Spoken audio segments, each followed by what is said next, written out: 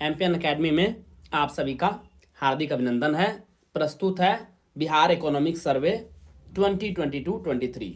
दोस्तों, इस वीडियो में हम लोग बिहार आर्थिक सर्वेक्षण 2022-23 से संबंधित 30 महत्वपूर्ण मल्टीपल चॉइस क्वेश्चंस को हिंदी और अंग्रेजी दोनों भाषाओं में व्याख्या के साथ हल करेंगे। दोस्तों, यदि आपने एमपीएन एकेडमी का टेलीग्राम पेज ज्वाइन नहीं किया है तो अभी तुरंत जाके ज्वाइन कीजिए। टेलीग्राम में सर्च कीजिए एमपीएन एकेडमी लिख करके, इस प्रकार से लोगो दिख जाएगा, वहां पर ज्वाइन कर लीजिए। क्या क्या मिलेगा आपको यहाँ पर? इंपॉर्टेंट अपडेट और न्यूज मिलेगी बीपीएससी एग्जाम से संबंधित। फ्री प्लानिंग और स्ट्रेटेजी की पीडीएफ आपको इसी टेलीग्राम पेज पर प्रोवाइड की जाती है। टॉपर्स के रिजल्ट जारी किए जाते हैं एमपीएन एकेडमी ऐप पर, जो टेस्ट सीरीज आयोजित की जाती है करंट अफेयर्स और स्टैटिक पोर्शन के। और इसके अलावा एमपीएन एकेडमी यूट्यूब चैनल के वीडियो अपडेट्स आपको मिलेंगे, तो इस पेज को अवश्य ज्वाइन कीजिए। पहला प्रश्न है, वित्त वर्ष 2021-22 में बिहार की सकल राज्य घरेलू उत्पाद यानी जीएसडीपी विकास दर क्या थी? What was the gross state domestic product GSDP growth rate of Bihar in the financial year 21-22? The right answer is option number C, 10.98%। रफली आप इसे 11% भी बोल सकते हैं। बिहार अर्थव्यवस्था ने 2020-21 में -3.2% की वृद्धि की तुलना में 2021-22 में एक मजबूत सुधार दर्ज किया। वित्त वर्ष 2021-22 में राष्ट्रीय विकास दर कितनी थी? 8.68%, यानी 8.7% के लगभग। आंध्र प्रदेश 11.43% और राजस्थान 11.04% के बाद बिहार की अर्थव्यवस्था की विकास दर तीसरी सबसे अधिक थी।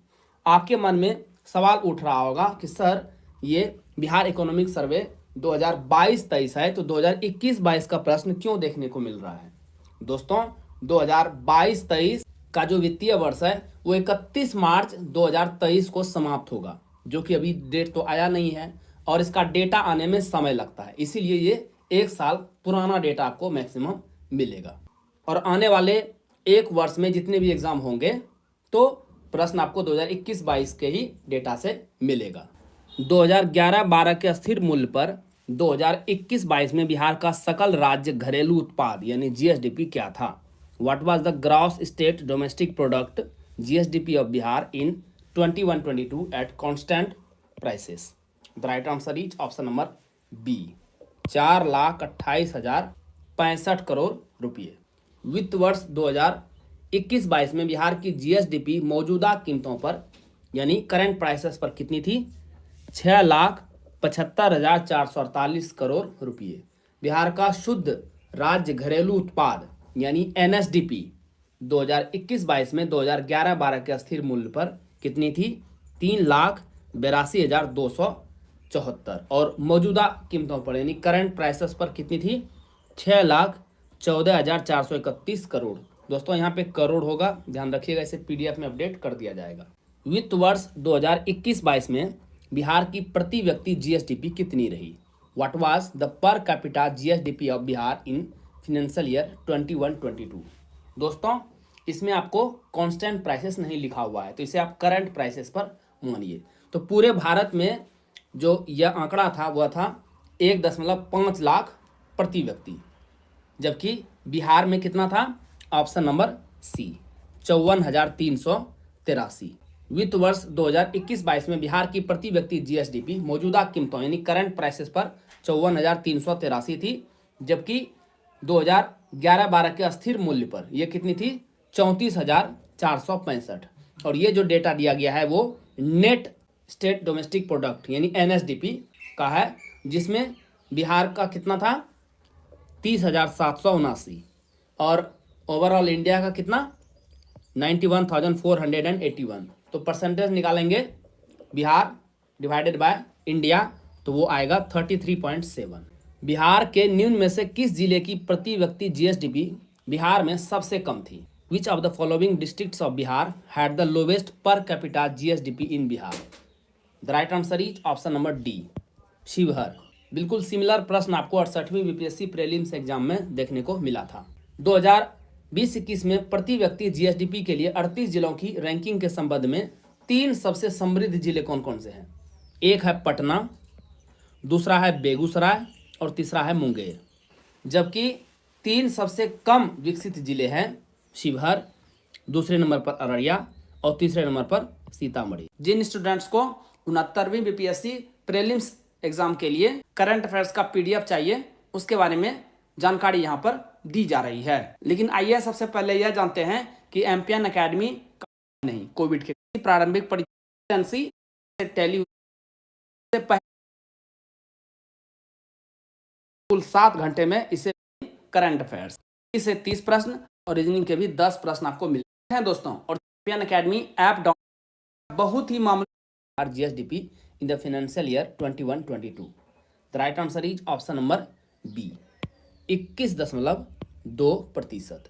बिहार के सकल राज्य मूल्य वर्धित यानी GSVA gross state value added में प्राथमिक क्षेत्र यानी प्राइमरी सेक्टर का हिस्सा 21.2%, द्वितीय क्षेत्र यानी सेकेंडरी सेक्टर का हिस्सा था 18.1% और तृतीयक यानी टर्सरी सेक्टर का हिस्सा था 60.7%।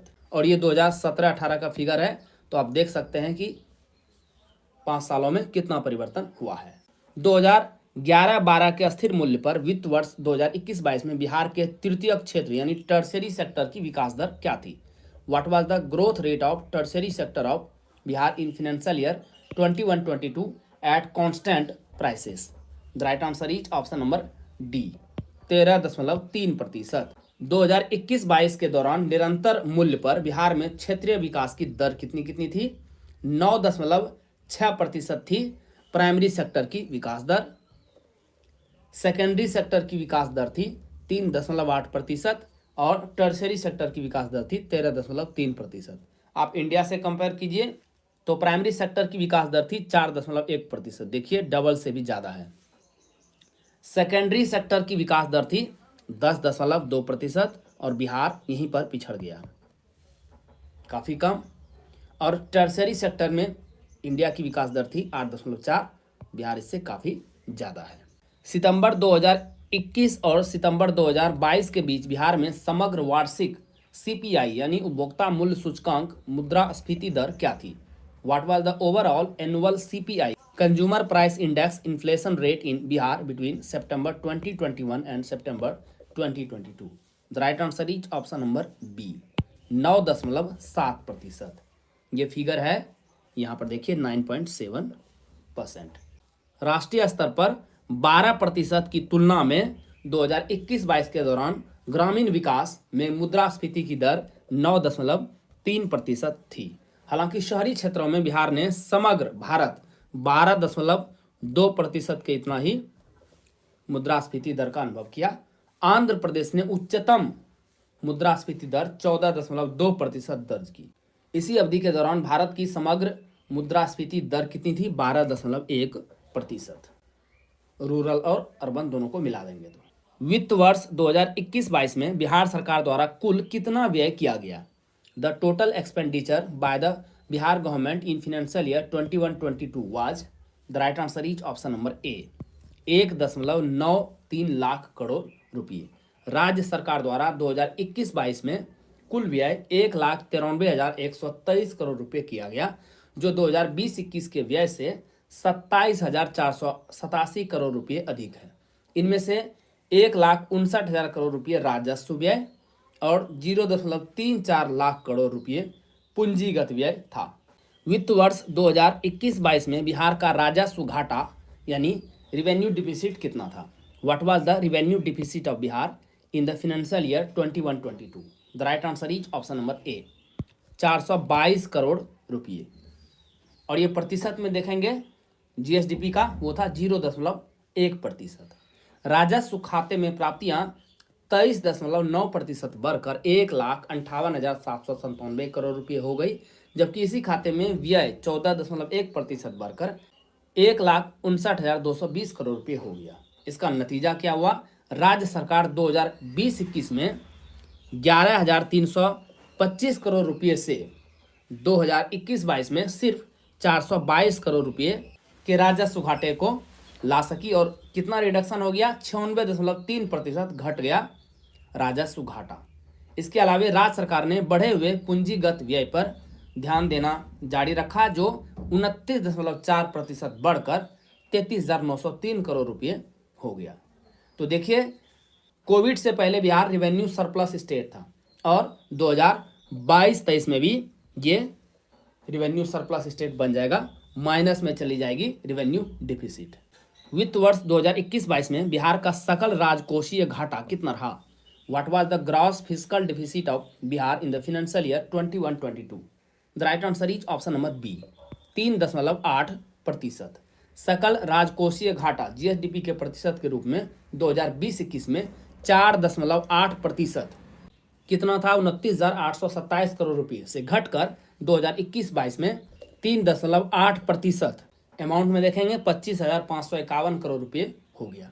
जहां तक कर्ज की स्थिति की बात है तो 2021-22 के अंत में राज्य सरकार की कुल देनदारी कितना था? 2.57 लाख करोड़ रुपये, और इसे आप प्रति व्यक्ति देखेंगे बिहार में 12 करोड़ के लगभग 2011 के सेंसस के अनुसार, तो लगभग आपको आ जाएगा 20 से 25 हज़ार के बीच में आएगा वो प्रति व्यक्ति। जबकि ओवरऑल इंडिया का आप देखेंगे तो वो है 1.25 लाख रुपये के लगभग। तो इस मामले में देखेंगे तो बिहार का जो कर्ज है वो बहुत ज़्यादा नहीं है, मैनेजेबल है। कितना प्रतिशत है जीएसडीपी का? 38.1%। निम्नलिखित में से किस में बिहार सरकार द्वारा व्यय का हिस्सा उच्चतम है? In which of the following heads the share of expenditure by the government of Bihar is the highest? The right answer is option number C, सामाजिक सेवाएं, सोशल सर्विसेज। 2020-21 को छोड़कर सामाजिक सेवाओं पर खर्च का हिस्सा 2017-18 में 35.5% से बढ़कर 2021-22 में कितना हो गया? 39.4%। सेकेंड पोजीशन पे रहा है जनरल सर्विसेज। वित्त वर्ष 2021-22 के दौरान बिहार में कुल खाद्यान्न उत्पादन कितना रहा? What was the total food grain output in Bihar during financial year 21-22? The right answer is option number D, 184.9 lakh ton. पिछले 5 वर्षों 2017-18 से 2021-22 के दौरान लगभग 5% की वार्षिक औसत वृद्धि दर के साथ कृषि क्षेत्र वर्तमान में बिहार में ग्रॉस स्टेट वैल्यू एडेड जीएसवीए का लगभग 20% प्रदान करता है। 2020-21 में शुद्ध बोया गया यानी सोन एरिया कितना था? क्षेत्रफल 50.5 लाख हेक्टेयर, और प्रतिशत में देखेंगे तो वो कितना था? 53.9%। 2021-22 के दौरान जीएसवीए में जलीय कृषि, मत्स्य पालन और पशुधन का संयुक्त योगदान कितना था? 8.4%। प्रमाणित बीज उत्पादन कार्यक्रम जो 2022-23 में शुरू हुआ, किसानों को दलहन और तिलहन के बीज उत्पादन के लिए कितने रुपये प्रति क्विंटल का प्रोत्साहन प्रदान करता है? The certified seeds production programme which began in 2022-23 offers farmers an incentive of how much per quintal for producing seeds for pulses and oil seeds? The right answer is option number A, 5,000 रुपये प्रति quintal. Bihar में 1,42,00,000 रुपये की लागत से मक्का और धान के हाइब्रिड यानी संकर बीजों की आनुवांशिक पहचान के लिए डीएनए फिंगरप्रिंटिंग का उपयोग कर एक कार्यक्रम शुरू किया गया है। 2020-21 में सिंचाई विकास की कुल लागत थी 2,670 करोड़ रुपये के लगभग। और एग्रीकल्चर सेक्टर में आप परसेंटेज वाइज शेयर देख सकते हैं, जिसमें से क्रॉप की जो हिस्सेदारी थी 10.9 अनाज की, लाइव स्टॉक यानी पशुधन कितना 6.9%, और सर्वाधिक जो हिस्सेदारी थी जीएसबीए में वो थी एग्रीकल्चर, फॉरेस्ट्री एंड फिशिंग की 21.3%। 2020-21 में निम्नलिखित में से किस जिले का प्रतिशत में शुद्ध बोए गए क्षेत्र का उच्चतम हिस्सा था? In 20-21 which of the following district had the highest share of net sown area in percentage? The right answer is option number C, Bhojpur, जिसका डिस्ट्रिक्ट हेडक्वार्टर है आरा। शुद्ध बोए गए क्षेत्र के उच्चतम हिस्से वाला जिला भोजपुर, कितना 81.6% भूमि पर यहाँ पर फसल उगाई गई। इसके बाद सेकंड स्थान पर रहा बक्सर 80.5% के साथ, और सीवान रहा है तीसरे स्थान पर। गया, जमुई और सीतामढ़ी जिलों ने मिलकर बिहार के कुल क्षेत्रफल का लगभग 35.5% अस्थायी चारागाहों और चराई भूमि के तहत गठित किया। शिवहर में फसल घनत्व सबसे अधिक 1.9 और पूर्णिया में सबसे कम 1.02 था। क्रॉप पैटर्न की बात करेंगे तो 2021-22 में फूड ग्रेन सर्वाधिक 94.2% और सबसे कम देखेंगे तो यह है फाइबर क्रॉप्स मात्र 0.8%। 2019-20 से 2021-22 के दौरान बिहार में गेहूं उत्पादन की वृद्धि दर कितनी रही? During 2019-20 to 21-22, what was the growth rate of wheat production in Bihar? The right answer is option number D, 11.1%। 2019-20 से 2021-22 के दौरान गेहूं और धान का उत्पादन सराहनीय रहा है बिहार में, जिसमें क्रमशः गेहूं का कितना रहा है 11.1% और धान का उत्पादन बढ़ा है 5.4%। 2021-22 में गेहूं और धान की उत्पादकता 3078 किलोग्राम प्रति हेक्टेयर, धान की कितनी रही है 2496 किलोग्राम प्रति हेक्टेयर रही। इसी अवधि के दौरान मक्का की उत्पादकता 5193 किलोग्राम प्रति हेक्टेयर से बढ़कर 5236 किलोग्राम प्रति हेक्टेयर हो गई है। अब आते हैं प्रमुख फसलों में जो अग्रणी जिला है वो कौन कौन से हैं। स्टार्ट करते हैं धान से। बिहार में धान के फसल उत्पादन में सबसे अग्रणी जिला कौन सा है? Which is the leading district in paddy crop production in Bihar? The right answer is option number C, Rohtas. धान की फसल में अग्रणी जिले कौन कौन से हैं? रोहतास है नंबर 1 पर 9.9 लाख टन, ये 2021-22 का आंकड़ा है। सेकेंड पोजीशन पे रहा है औरंगाबाद, थर्ड पोजीशन पे रहा है कैमूर। और यदि आप इन तीनों जिलों को मिला दें तो बिहार में 2021-22 में कुल धान उत्पादन का कितना हिस्सा रहा है तीनों जिले मिलाकर के? 28.5% इन 3 जिलों में ही हुआ है। उत्पादकता देखेंगे प्रोडक्टिविटी में प्रमुख जिले में रोहतास नंबर 1 पे है 4396 किलोग्राम प्रति हेक्टेयर। सेकेंड पोजीशन पे रहा है औरंगाबाद और तीसरे स्थान पे आ गया है अरवल।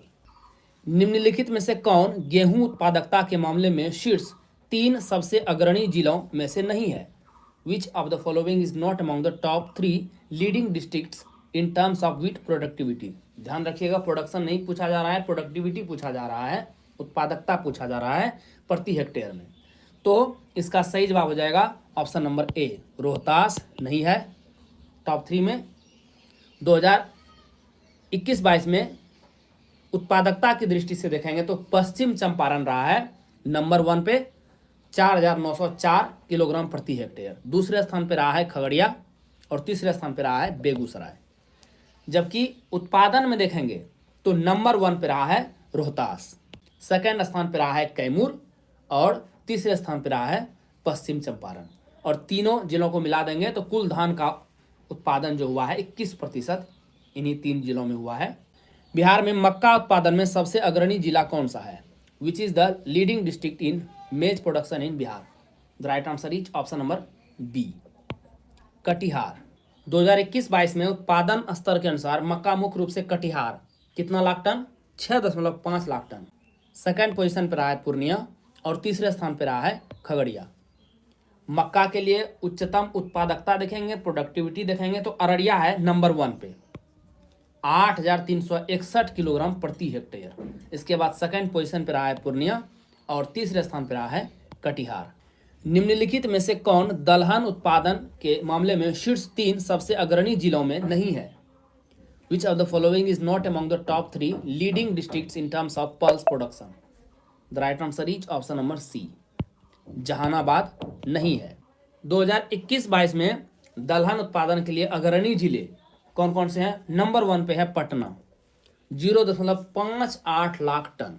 इसके बाद सेकेंड पोजीशन पे है औरंगाबाद 0.3 लाख टन और तीसरे स्थान पे है नालंदा 0.21 लाख टन, जो बिहार में कुल दाल उत्पादन का लगभग 27.8% है। इन तीनों जिलों को मिला देंगे तो उच्चतम उत्पादकता में देखेंगे यानी प्रोडक्टिविटी में देखेंगे तो जहानाबाद आ जाएगा टॉप पर 1306 किलोग्राम प्रति हेक्टेयर। सेकेंड पोजीशन पर है वैशाली और तीसरे स्थान पर है भोजपुर। निम्नलिखित में से कौन बिहार में गन्ना उत्पादन में सबसे अग्रणी जिला है? Which of the following is the leading district in sugar cane production in Bihar? The right answer is option number D, पश्चिमी चंपारण, वेस्ट चंपारण। 2021-22 में राज्य में कुल गन्ना उत्पादन में अकेले पश्चिम चंपारण का हिस्सा कितना था? 56.98%। और लाख टन में देखेंगे तो 68.24 लाख टन। तो पश्चिम चंपारण नंबर 1 पे है। अन्य मुख्य गन्ना उत्पादक जिले कौन कौन से हैं? पूर्वी चंपारण, गोपालगंज और मुजफ्फरपुर। निम्नलिखित में से कौन बिहार में आम उत्पादन में सबसे अग्रणी जिला है? Which of the following is the leading district in mango production in Bihar? The right answer is option number ए, दरभंगा। शीर्ष 3 आम उत्पादक जिले कौन कौन से हैं? नंबर 1 पे है दरभंगा, 1.46 लाख टन। पूर्वी चंपारण है दूसरे स्थान पे और मुजफ्फरपुर है तीसरे स्थान पे। हालांकि आम उत्पादन में देखेंगे तो ब्रांडिंग के हिसाब से भागलपुर है नंबर 1 पर। यहाँ के आम को जीआई टैग भी मिल चुका है। कौन से आम को जीआई टैग मिला है बिहार में? आप कमेंट सेक्शन में लिख के बताइए। 2021-22 में राज्य में कुल आम उत्पादन का यही 3 जिला दरभंगा, मुजफ्फरपुर और पूर्वी चंपारण 25% हिस्सा था। आम का सर्वाधिक रकबा देखेंगे क्षेत्र में तो वो भी दरभंगा ही है, 0.13 लाख हेक्टेयर। बिहार में केला उत्पादन में सबसे अग्रणी जिला निम्न में से कौन सा है? Which of the following is the leading district in banana production in Bihar? The right answer is option number B, Madhubani है नंबर 1 पे। शीर्ष 3 आम उत्पादक जिले हैं। नंबर 1 पे Madhubani 5.32 lakh ton. Second position पर है वैशाली और तीसरे स्थान पर है मुजफ्फरपुर। राज्य में कुल केला उत्पादन का इन्हीं 3 जिलों में है 55.8%। अमरूद उत्पादन के क्षेत्र में देखेंगे तो नालंदा है नंबर 1 पे 1.71 लाख टन। सेकंड पोजीशन पर है मुजफ्फरपुर और तीसरे स्थान पर रोहतास। और इन तीनों जिलों को मिला करके ही कुल अमरूद उत्पादन का 2021-22 में 58.4% हिस्सा बिहार में है। निम्नलिखित में से कौन सा बिहार में लीची उत्पादन में सबसे अग्रणी जिला है? Which of the following is the leading district in litchi production in Bihar? The right answer is option number D, बहुत आसान प्रश्न, मुजफ्फरपुर इसका सही जवाब होगा। राज्य में लीची के उत्पादन क्षेत्र और उत्पादन दोनों के लिए अग्रणी जिला मुजफ्फरपुर है। उत्पादन यहाँ हुआ है 1.48 लाख टन और राज्य के कुल लीची उत्पादन का 48% हिस्सा तो मुजफ्फरपुर से ही आता है। आप कमेंट बॉक्स में लिखिए कि बिहार के किस लीची ब्रांड को जीआई टैग मिला है। तीसरा कृषि रोड मैप जो कि 2017 से 2022 तक चला था, राज्य में फलों के उत्पादन को प्रोत्साहन करने के लिए आम, लीची और अमरूद के नए उच्च घनत्व वाले बागों को विकसित करने के महत्व को दोहराता है। और चौथा कृषि मैप जो कि 2023 से स्टार्ट होगा, इस पर काम चल रहा है। बिहार में मछली उत्पादन के मामले में निम्नलिखित में से कौन सा जिला सबसे अग्रणी है? Which of the following is the leading district in terms of fish production in Bihar? The right answer is option number ए, यहाँ भी मधुबनी है नंबर 1 पे। 2021-22 में मछली उत्पादन के मामले में शीर्ष 3 जिले हैं। मधुबनी 0.81 लाख टन, दूसरे स्थान पे है दरभंगा और तीसरे स्थान पे है पूर्वी चंपारण, जिसका राज्य में कुल मछली उत्पादन का हिस्सा है तीनों जिलों को मिलाकर के 29.8%। मछली बीज के वितरण के मामले में देखेंगे तो 2021-22 के दौरान शीर्ष 3 जिले रहे हैं। मुजफ्फरपुर नंबर 1 पे, सेकंड स्थान पर मधुबनी और तीसरे स्थान पर बांका। वित्त वर्ष 2022-23 में स्टार्टअप को प्रोत्साहित करने के लिए बिहार सरकार द्वारा 12 जनवरी 2023 तक कितना पैसा खर्च किया गया? Till January 12, 2023 how much money was spent by Bihar government to encourage startups in financial year 22-23? The right answer is option number A, 4.01 crore रुपये। स्टार्टअप्स के 273 आवेदन फंडिंग के योग्य पाए गए। इनमें से श्रेणी 1 और श्रेणी बी के 76 आवेदनों को सीड फंडिंग के लिए विशेषज्ञ पैनल ने मंजूरी दी है। राज्य सरकार ने 52 स्टार्टअप्स में से श्रेणी ए के लिए 10 लाख रुपये और श्रेणी बी के लिए 4 लाख रुपये की दर से वित्त पोषित करने के लिए 2.74 करोड़ रुपये खर्च किए। इसके अलावा बिहार स्टार्टअप नीति 2017 के तहत 27 स्टार्टअप को वित्त वर्ष 2022-23 में सीड फंड के रूप में 1.27 करोड़ रुपए की दूसरी किस्त प्राप्त हुई। दोनों को जोड़ देंगे तो ये फिगर आ जाएगा। ध्यान में रखिएगा, बिहार स्टार्टअप पॉलिसी 2022 में लॉन्च हुई है और उस समय उद्योग मंत्री थे शाहनवाज हुसैन। बिहार में 2019-22 से 2021-22 के दौरान जारी किए गए सर्वाधिक पासपोर्ट की सूची में किस जिले ने शीर्ष स्थान प्राप्त किया है? Which district has topped the list of most passport issued during 2019-22 21-22 in Bihar? The right answer is option number B, Siwan रहा है नंबर 1 पर। 39,559 पासपोर्ट यहाँ से जारी किए गए। इसके बाद दूसरे स्थान पर रहा है गोपालगंज, उसके बाद फिर पटना और चौथे स्थान पे है पूर्वी चंपारण। इसी अवधि के दौरान बिहार में कुल 3,09,112 पासपोर्ट जारी किए गए हैं। 2019 में अखिल भारतीय उच्च सड़क घनत्व सूची में बिहार का स्थान क्या था? What was the rank of Bihar in all India higher road density list in 2019? The right answer is option number A, तीसरे स्थान पे है बिहार। बिहार में प्रति 1000 वर्ग किलोमीटर भौगोलिक क्षेत्र में कुल सड़क घनत्व रहा है 3,166.9 किलोमीटर। पूरे भारत में ये तीसरे स्थान पे है। नंबर 1 पर है केरल 6,690.3 किलोमीटर और सेकेंड पोजीशन पर है पश्चिम बंगाल। ओवरऑल इंडिया का देखेंगे तो वो फिगर रहा है 1,652.3 किलोमीटर प्रति 1000 वर्ग किलोमीटर भौगोलिक क्षेत्र में।